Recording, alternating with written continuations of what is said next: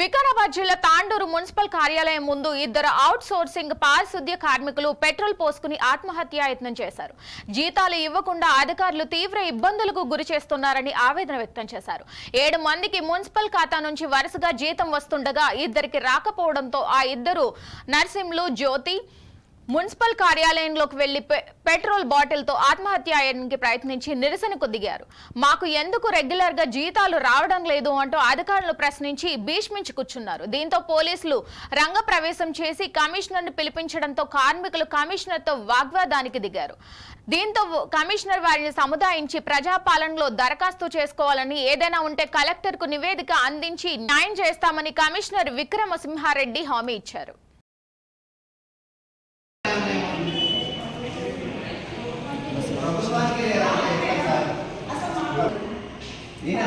5 సంవత్సరాల జీతాన్ని continue work చేస్తున్నాము.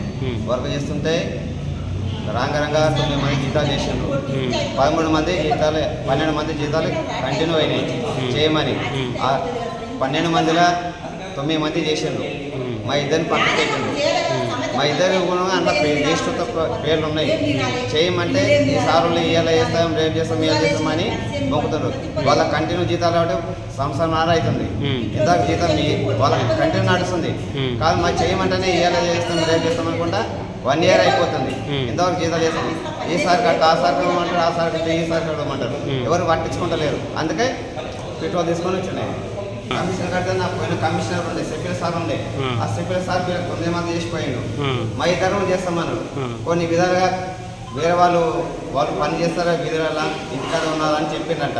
అది చెప్పినందుకు వాళ్ళు ఆ కమిషనర్ కూడా వాళ్ళు ఎప్పుడు చేస్తలేరు అట్లని నేను చేయనని ఆ సార్ చెప్పిపోయినా మాకు. ఏమంటున్నాం అదే జీతాలు చేస్తామని అంటారు, తిప్పుతారు. సరే ఈరోజు రేపు ఎల్లుండి నెల ఇట్లే తిప్పుతారు. వాళ్ళు 9 మంది చేసారు. వాళ్ళు మా ఇద్దరే పక్కకి పెట్టారు. ఆ 9 మంది లిస్టులో కూడా మేము ఇద్దరు కూడా ఉన్నాము ఆల్రెడీ. మా ఇద్దరు కావాలని తీర్మానంలో కూడా మాది కంటిన్యూ ఉన్నాయి.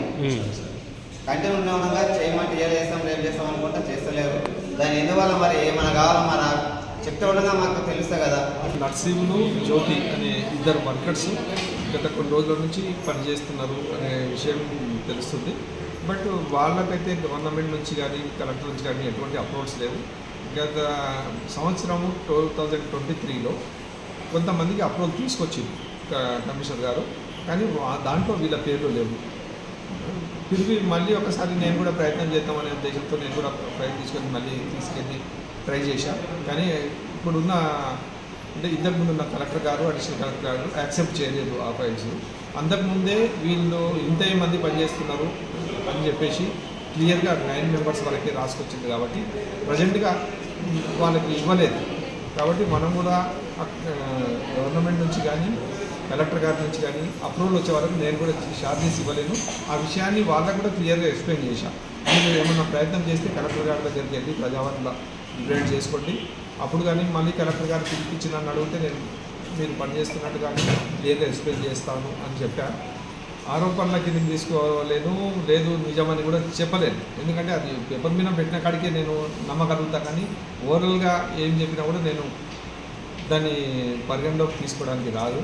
కాబట్టి ప్రస్తుతం వాళ్ళకు అన్యాయం చేయాలనేది మన ఉద్దేశం కాదు. ఒకవేళ అప్రూవల్ ఇస్తే పాత జీతం కూడా ఇచ్చి కంటిన్యూ చేసుకోవడానికి నాకు ఎటువంటి ఇబ్బంది లేదు.